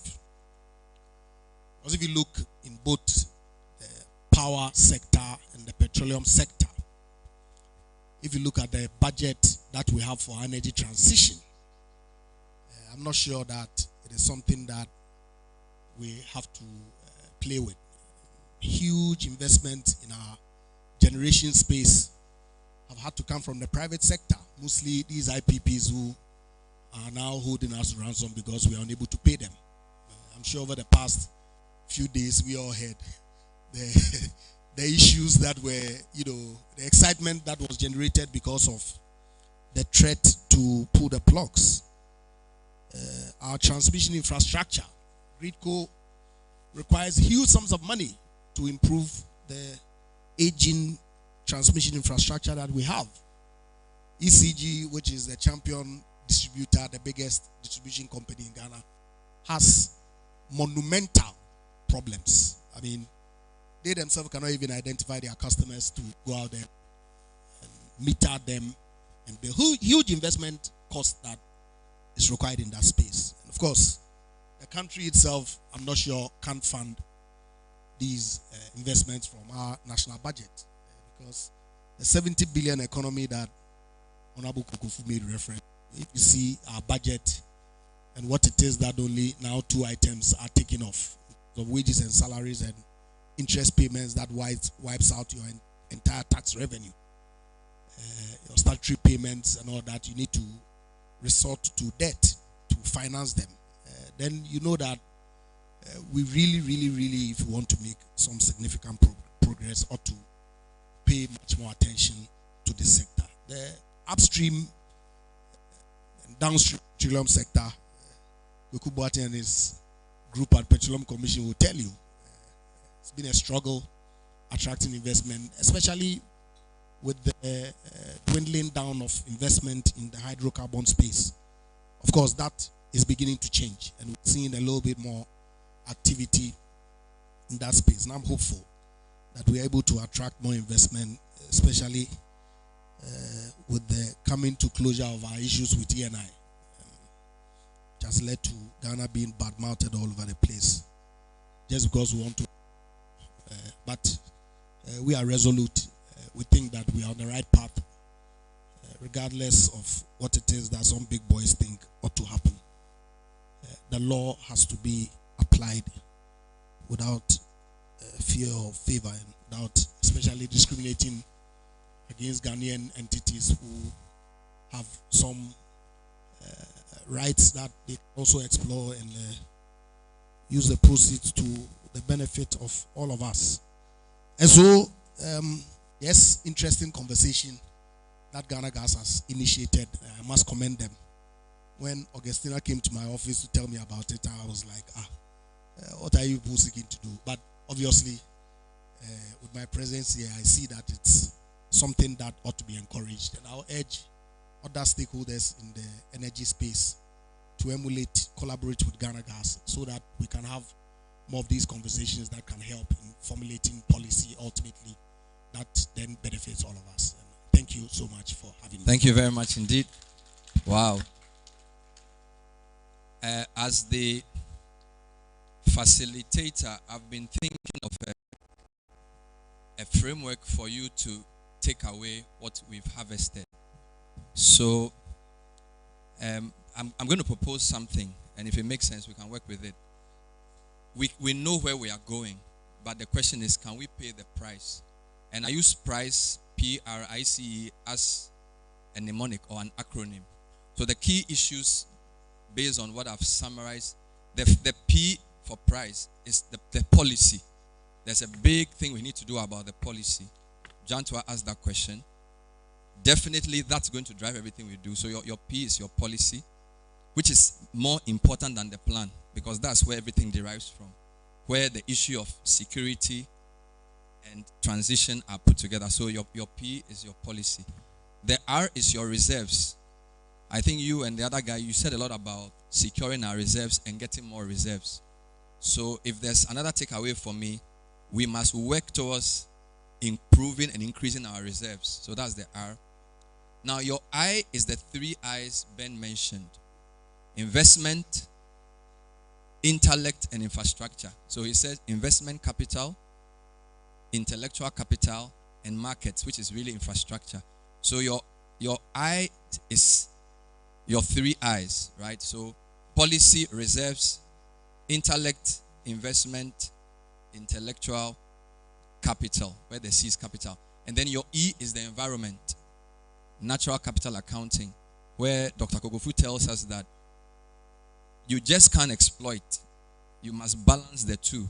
You must think about how you value your resources. So I think there are many other things that were said, but for me, if I was going to report this, I would say the deliberations focused on ensuring that the policy is clear, well articulated, that the reserves of gas are well secured, that we think about intellectual, investment, capital, and of course infrastructure. And then we must make sure that all of this is done thinking about the environment. I'm sure there are other things you can add, but as from my perspective, this is my takeaway. So there's a big price: policy, regulation, intellectual capital, and of course energy. So that's my summary. I hope this is not a 9-day wonder, Augustina. This is a very nice group you've brought together. I need to say there were media people around as well, so this will be reported in the news. This is good. It's not every time that we report controversy. This is a very good story to report. So the media will be here, and I'm sure they will ask you for other interviews. So please oblige them if they want to get further clarification. Because you've done so well, we have prepared lunch for you, and we want you to take your time and continue the deliberations from here. Augustina will come up with other announcements in terms of when you are going to hear from us. We took your email address. We're going to call you back. This is like a working group for the gas sector, and we are happy you are part of it. So let's put our hands together for Augustina as she comes to give us our final announcements. Thank you very much, Ben. Bernard, thank you. And again, on behalf of the board of GNGC and the chief executive, we are grateful. We are grateful for your presence. Also on behalf of management, because of time, normally as Ghanaians, we always really don't respect time. I think this time we have done very well. So I really don't want to waste too much of your time, but sincerely on behalf of the board, CEO and management, we are very grateful for your participation. You are a valuable partner for us and to us. And like Ben said, as far as we are concerned, this is, if you will, a working group for what we want to do and where we want to go. So we are very grateful. We are going to discuss with management as to how to proceed further with the recommendations coming here. But we know that during our engagement in setting this up, we had a senior advisor from the Vice President's office who is also on the EMT, which is the Economic Management team, who was very much interested, and also together with Honorable Kujo, State Enterprise, who was very interested because they believe that what we're trying to do here is actually a good platform for some of the challenges and some of the issues in the energy sector that also at that level, EMT level, they really wanted to address. So we hope that after this time, we'll further engage them and see how we can bring some of the recommendations and the contributions also to them. Furthermore, as I indicated in my speech, this is not going to be the first time for this year, so we'll come back to you. Obviously, we need to also inform you what we do with what we have done today in order for us to build on in the next session that we hope to come to you around December. So thank you very much. From here, I would like to take a few announcements. Is that we'll do a photography session at the staircase. So we'll just do, if you will, a 3 session with some of the dignitaries and the partners that we have had here. And also, after that, we'll come back for a lunch. We have provided lunch for you. And like Ben said, because we all were very good today, we have provided lunch for us. So please don't be in haste to go. But also, the whole idea why we decided to do this setting is for us to interact. You see that GNGC management members are on various tables to engage with our partners and see how we can, if you will, converse and see how we can get the policies that we hope to get in the future at the right direction with the right people at the right time. So thank you very much again on behalf of GNGC. We are grateful and we hope to engage you again very soon. Thank you very much and do enjoy your lunch.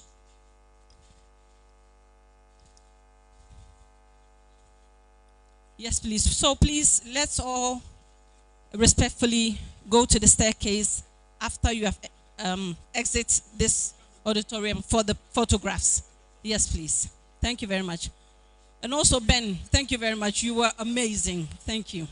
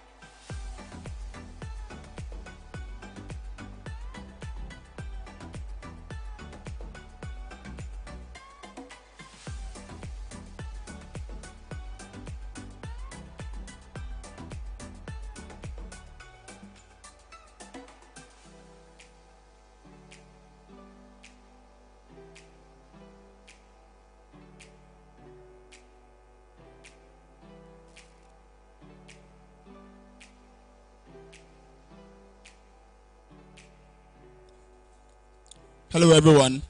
Please let's kindly move towards the stairs for the pictures.